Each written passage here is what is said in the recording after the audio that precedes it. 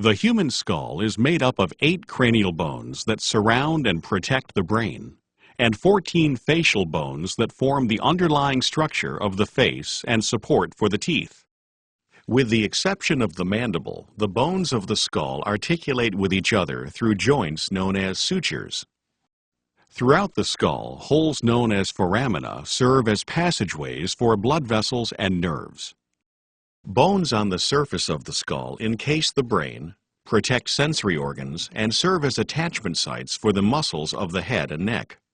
These bones include the occipital bone, parietal bones, temporal bones, and the frontal bone, as well as the nasal bones, the zygomatic bones, the maxilla, and the mandible.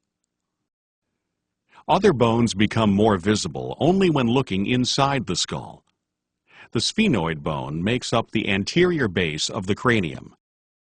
It is a butterfly-shaped bone with a central body and 2 pair of laterally projecting wings. These wings form portions of the orbit. The body of the sphenoid features a depression known as the sella turcica, which houses the pituitary gland. Located between the orbits, the ethmoid bone makes up a portion of the cranial floor and also the roof of the nasal cavity.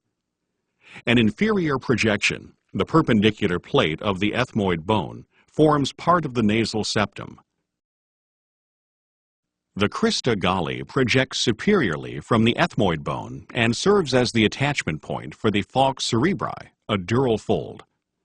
Extending laterally from the crista galli is the cribriform plate, a perforated area through which the olfactory nerves pass. The 2 L-shaped palatine bones form the posterior third of the hard palate, part of the nasal cavity, and a portion of the orbit. The small, thin lacrimal bones make up the anterior portion of the medial wall of each orbit. A groove known as the lacrimal groove helps to form the nasolacrimal canal, which contains a duct that allows tears to travel to the nasal cavity. The vomer is an elongated, plow-shaped bone that forms the inferior and posterior part of the nasal septum. The internal and external skull bones articulate precisely, forming an intricate structure perfectly suited to its functions.